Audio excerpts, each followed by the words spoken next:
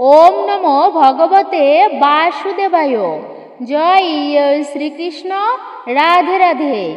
আপনারা ভাদ্র মাসের প্রথম একাদশী ব্রত করেছেন মঙ্গলবার দিন, অন্নদা বা অজা একাদশী ব্রত। ভাদ্রপদ মাসের কৃষ্ণপক্ষের 11তম দিনে যে একাদশী ব্রত পালিত হয়েছে তাকে অন্নদা একাদশী বলা হয়।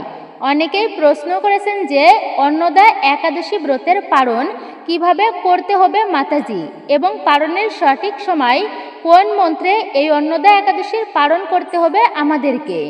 আপনারা ধৈর্য ধরে অবশ্যই শ্রবণ করবেন, অনেক গুরুত্বপূর্ণ তথ্য জানতে পারবেন এই ভিডিও থেকে। যে সমস্ত ব্যক্তিরা এই অন্নদা বা অজা একাদশী ব্রত পালন করেছেন, আপনারা এই একাদশীর পালন যদি করতে না পারেন বা সঠিক সময়ে যদি পালন না করেন, তাহলে এই একাদশী ব্রতটি আপনার বিফলে যাবে। অবশ্যই আপনারা মনে রাখবেন। সকলেই জানেন যে একাদশী ব্রত করলে তার পরের দিনে অবশ্যই পালন করতে হয়, আর এই পালনের সঠিক সময় এবং এই পবিত্র দিনে ব্রতের মাহাত্ম্য একবার হলেও শ্রবণ করতে হয়। এই তিথি সর্বপাপ বিনাশিনী। যিনি শ্রীহরির অর্চনে এই ব্রত পালন করেন তিনি সর্বপাপ মুক্ত হন। এমনকি এই ব্রতের নাম শ্রবণেই রাশি রাশি পাপ বিদূরিত হয়ে যায়, মহাপুণ্য লাভ হয়, জীবনের দুর্ভাগ্য নষ্ট হয়, সৌভাগ্যের উদয় হয়। আজকের ভিডিওটি অত্যন্ত গুরুত্বপূর্ণ সমস্ত সনাতনীদের জন্য। নমস্কার, আমি দীপা। দেশ ও দেশের বাইরে থেকে যে সকল দর্শকেরা এই মুহূর্তে ভিডিওটি অন করেছেন তাদের প্রত্যেককে সুস্বাগত জানাই রায়কিশোরী দীপা অর্থাৎ সনাতন ধর্মীয় তথ্যমূলক চ্যানেলে। আমি সর্বদাই চেষ্টা করি সনাতন ধর্মের এরকমই সকল গুরুত্বপূর্ণ বিষয়গুলি আপনাদের সামনে উপস্থাপন করতে, শেয়ার করতে। আসুন কিছুক্ষণ সময় প্রত্যেকে একসঙ্গে ধৈর্য ধরে আজকের এই পালন প্রসঙ্গে গুরুত্বপূর্ণ বিষয়ে বিস্তারিত আমরা আলোচনা করি এবং শ্রবণ করি। ভিডিওটি শুরু থেকে শেষ পর্যন্ত শ্রবণ করে ভক্তি, শ্রদ্ধা ও ভালোবাসার সহিত মনোযোগের সহিত শ্রবণ করে যদি আপনাদের ভালো লেগে থাকে অবশ্যই একটি লাইক করবেন। কমেন্টে ভক্তি, ভালোবাসা ও শ্রদ্ধার সহিত জয় শ্রীকৃষ্ণের জয়, জয় শ্রী বিষ্ণুর জয় অথবা আপনার গুরুদেবের নামটি একটি বারের জন্য হলেও লিখে জানাবার জন্য অনুরোধ রইল। চ্যানেলে নতুন হলে অবশ্যই চ্যানেলটি কিন্তু সাবস্ক্রাইব করবেন, পাশে থাকা নোটিফিকেশন বেল বাটনটি অল করে দিবেন। অবশ্যই আপনারা একজন সনাতনী বোনকে সাপোর্ট করবেন আমি আশা রাখছি। এই ভিডিও থেকে আপনি উপকৃত এবং সমৃদ্ধ হবেন নিশ্চিতভাবে। আর তাহলে চলুন শুরু করি আজকের মূল ভিডিওটি। গত শনিবার দিনে পালিত হয়েছে পবিত্র জন্মাষ্টমী ব্রত, আর এই জন্মাষ্টমী ব্রতের পরে এই ভাদ্রপদ মাসের কৃষ্ণপক্ষের একাদশী অন্নদা বা অজা একাদশী নামে প্রসিদ্ধ। সমস্ত কৃষ্ণ ভক্তেরা এই পবিত্র ভাদ্রপদ মাসের কৃষ্ণপক্ষের এই অন্নদা একাদশীর ব্রতটি পালন করেছেন নিশ্চয়ই, এবং তারা নিশ্চয় ভক্তি ও শ্রদ্ধা সহকারে এই পবিত্র দিনটিকে অতিবাহিত করেছেন। সর্বদাই ভগবান শ্রীকৃষ্ণের নাম জপ, স্মরণ, সেবা, পূজা অর্চনা, শাস্ত্রাদি পাঠ বা শ্রবণ নিশ্চয় করেছেন এই দিনে। নিয়মবিধি মেনেই আপনারা একনিষ্ঠ মনে ব্রতটি সম্পূর্ণ করেছেন মঙ্গলবার দিনে। আর মঙ্গলবার পবিত্র অন্নদা একাদশীর রাত্রি জাগরণ করতে পারলে রাত্রি জাগরণের বিধান রয়েছে শাস্ত্রে। এতে আপনাদের অনেক মনস্কামনা, মনোবাসনা পূর্ণ হবে ভগবানের কৃপায়। কিন্তু রাত্রি জাগরণ করতে গেলে আপনাদেরকে হরিনাম, কীর্তন বা শ্রীমদ্ ভগবত গীতা, ভাগবত পাঠ বা শ্রবণ, কৃষ্ণ নাম জপ করার মাধ্যমে আপনাদেরকে রাত্রি জাগরণ করে ব্রতের দিনটি অতিবাহিত করতে হবে। এই একাদশী হচ্ছে তো সনাতন ধর্মের 24টি একাদশীর মধ্যে একটা গুরুত্বপূর্ণ অন্যতম হচ্ছে অজা বা অন্নদা একাদশী। একাদশীর গুরুত্ব রয়েছে সনাতন ধর্মে অপরিসীম। বিশেষ করে এই দিনটি হচ্ছে হরিবাসরের দিন, ভগবান শ্রীহরি বিষ্ণুর দিন। আপনারা নিশ্চয় ভক্তির সহিত পার করেছেন দিনটি। অজা একাদশীর উপবাস ব্রত করলে ব্রত এমনই যে ব্যক্তির করা পূর্বকৃত সমস্ত পাপ ধুয়ে ফেলতে পারে এই অজা একাদশীর ব্রতটি। এই উপবাসে আপনার আত্মাকে শুদ্ধ করবে এই পবিত্র পাপমোচনকারী অন্নদা একাদশী অজা একাদশী নামে পরিচিত। এই দিনে অন্ন বর্জন করে ইন্দ্রিয়ের কর্তা ঋষিকেশ্বরের পূজা করে তার সমস্ত অপকর্মের প্রভাব থেকে মুক্ত হয়। যে কেউ যদি একাদশীর কথা শোনে তার পূর্বের পাপ মোচন হয়। সমস্ত স্বর্গীয় এবং পার্থিব জগতে এর চেয়ে উজ্জ্বল দিন আর নেই।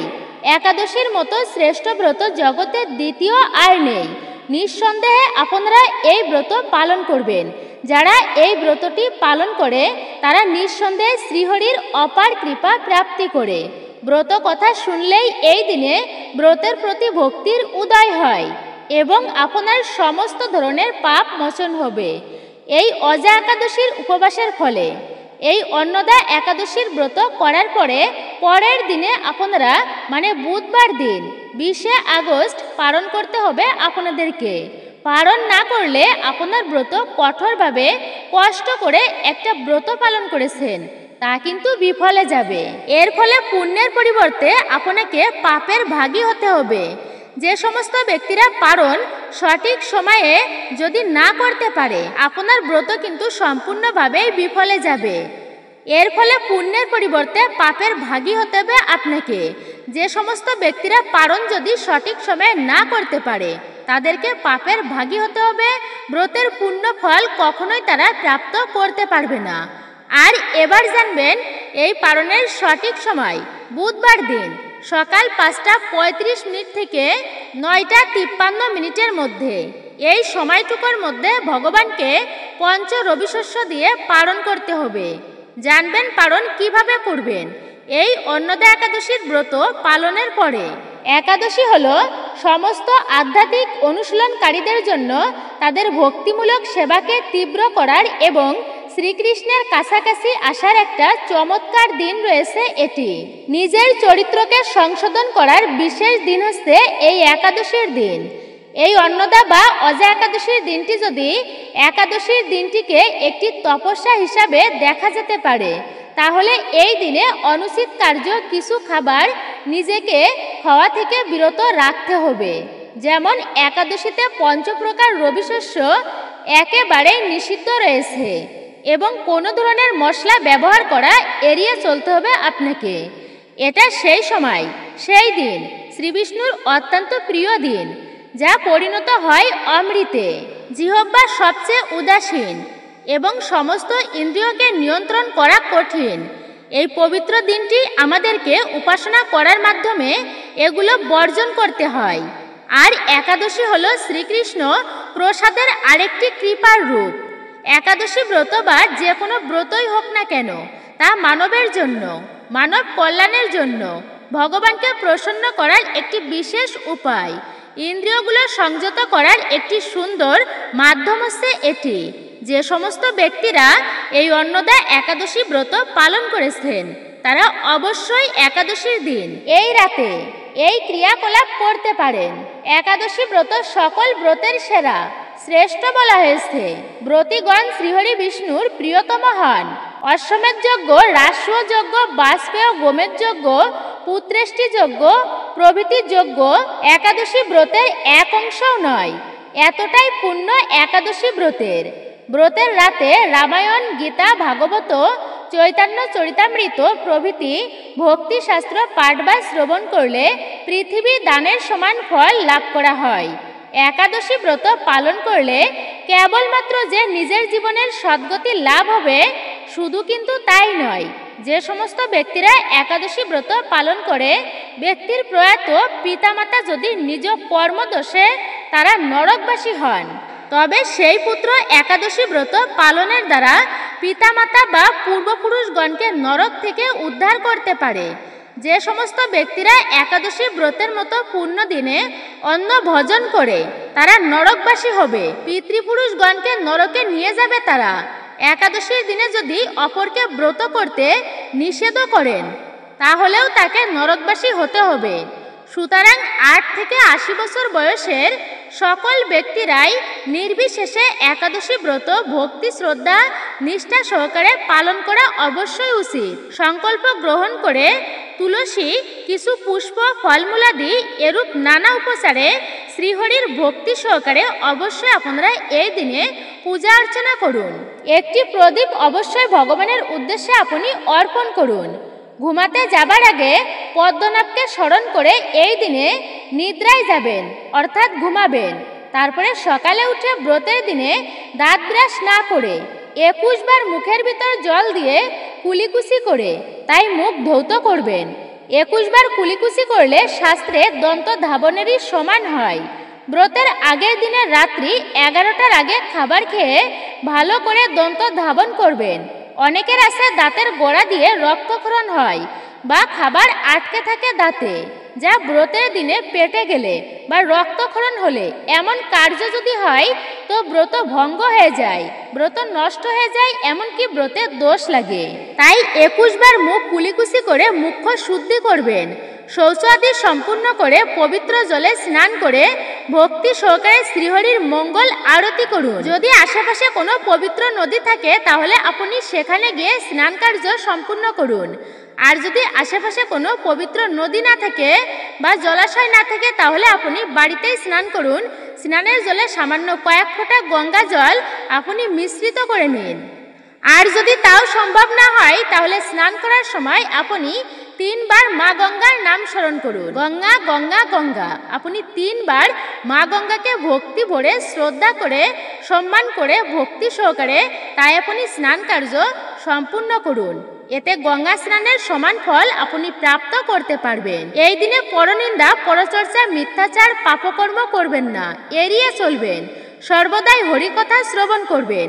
কীর্তন করে রাত্রি জাগরণ করতে হবে। এই দিনে যেই দিন আমরা একাদশী ব্রত পালন করলাম, মঙ্গলবার রাতে অন্নদা একাদশীর রাতে অবশ্যই রাত্রি জাগরণ করবেন। এই অন্নদা একাদশীর পালন করতে হবে 20 আগস্ট বুধবার দিন। পবিত্র ব্রত করে দ্বাদশীতে আপনাদেরকে পালন করতে হবে। আর এই দ্বাদশী তিথি শুরু হচ্ছে 20 আগস্ট বুধবার দিন। একাদশীর শেষ পাদ ও দ্বাদশীর প্রথম পাদকে শ্রী হরিবাসর তিথি বলা হয়। এই হরিবাসরের মধ্যে পালন করা সম্পূর্ণই নিষিদ্ধ, অর্থাৎ একাদশীতে ব্রত করে দ্বাদশীতে পালন করতে হবে। আর যে ব্রতগুলো মহা দ্বাদশীতে পড়ে তার পালন করতে হয় ত্রয়োদশীতে। শাস্ত্রে এর বিধান রয়েছে। কষ্ট করে ব্রত করলেন, পরের দিনের সঠিক সময়ে বা ব্রত যদি না করেন সেই ব্রতের কোনো সম্পূর্ণ ফল লাভ হবে না।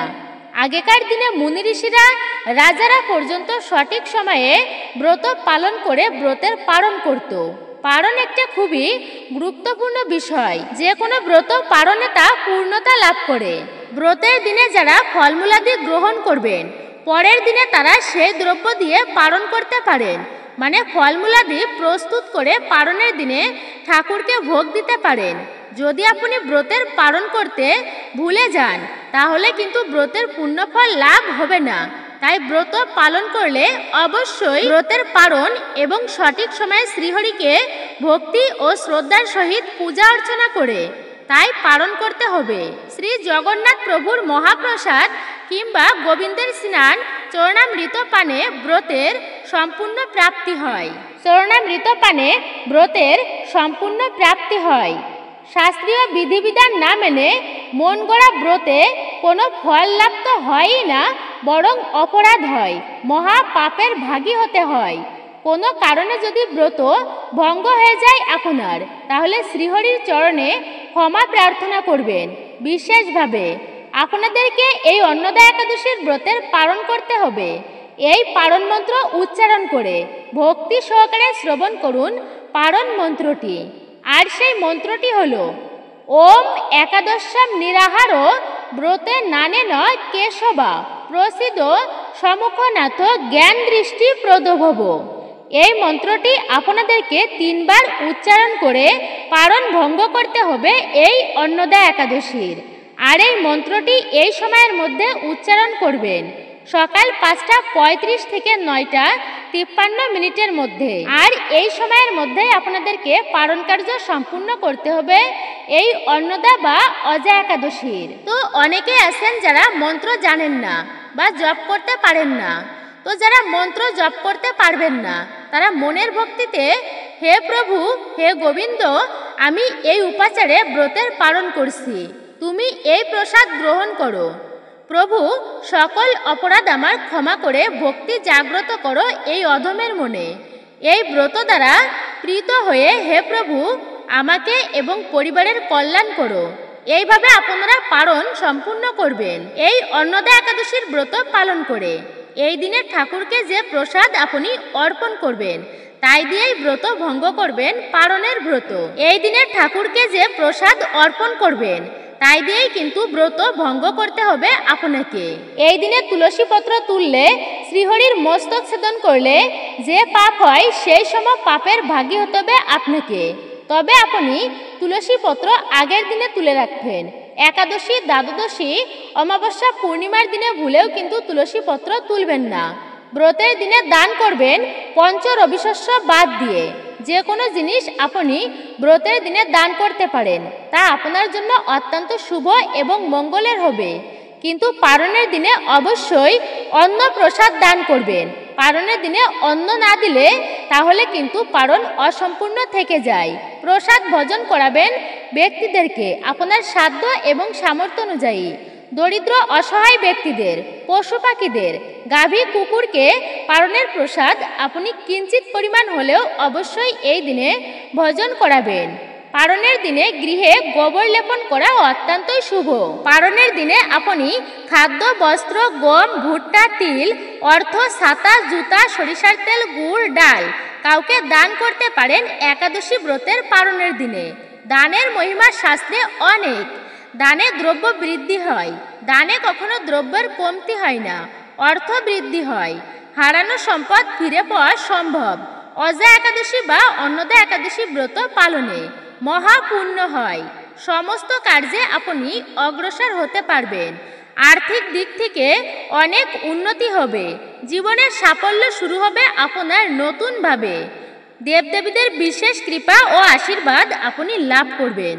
তো আসুন এই পুণ্য পবিত্র দিনে অবশ্যই একটি বারের জন্য হলেও কিন্তু এই একাদশীর ব্রত কথা, ব্রত মাহাত্ম্য শ্রবণ করতে হয় বা পাঠ করতে হয়। শ্রবণম মঙ্গলম, শ্রবণে বিশেষ মঙ্গল সাধিত হয়।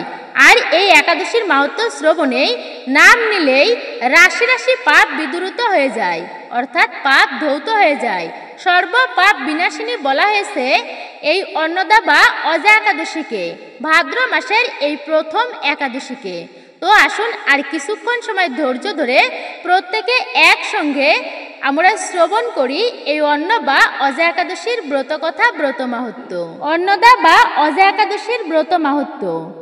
এই ভাদ্রপদী কৃষ্ণপক্ষিয়া অন্নদা একাদশীর মাহাত্ম্য ব্রহ্ম বৈবর্ত পুরাণে বর্ণনা করা হয়েছে। মহারাজ যুধিষ্ঠির বললেন, হে কৃষ্ণ, ভাদ্র মাসের কৃষ্ণপক্ষের একাদশীর নাম কি তা শুনতে আমি অত্যন্তই আগ্রহী।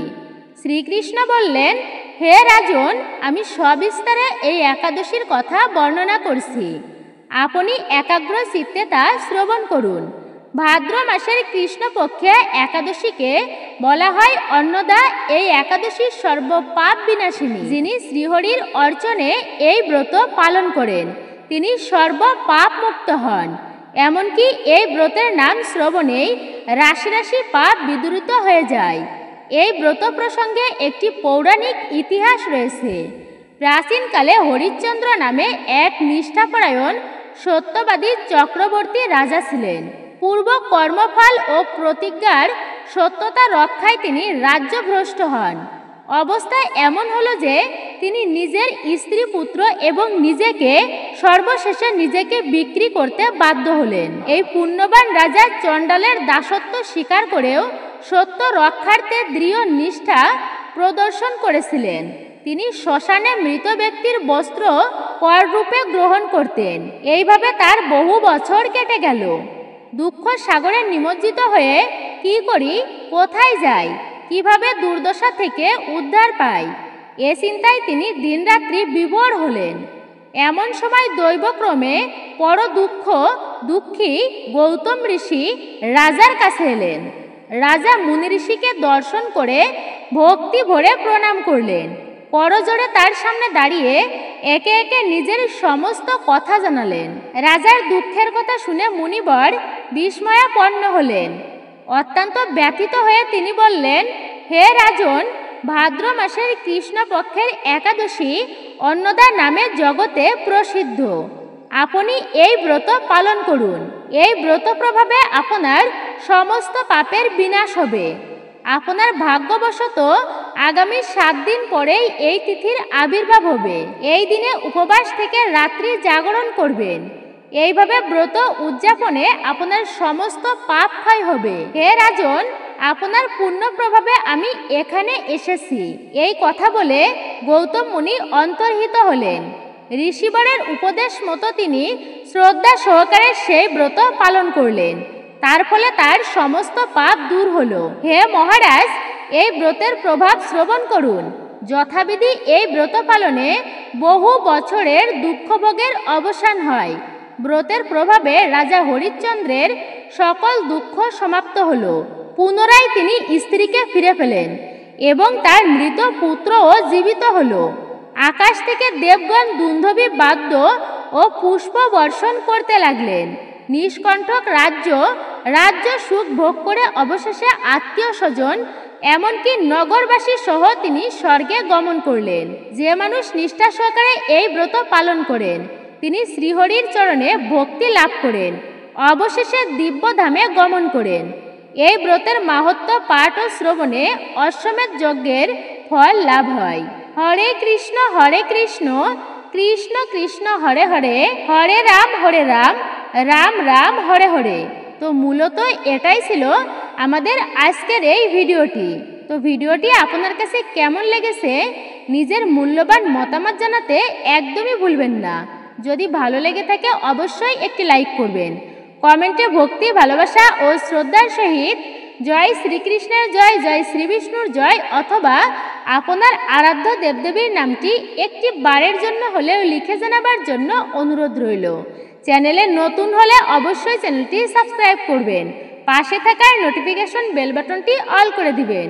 সকলে ভালো থাকুন, সুস্থ থাকুন, পরম করুণাময় ঈশ্বরের অশেষ কৃপায় অবশ্যই একজন সনাতনী বোনকে আপনারা সাপোর্ট করবেন আমি আশা রাখছি। নিশ্চয়ই এই ভিডিও থেকে আপনি একটুকু হলেও উপকৃত এবং সমৃদ্ধ হয়েছেন।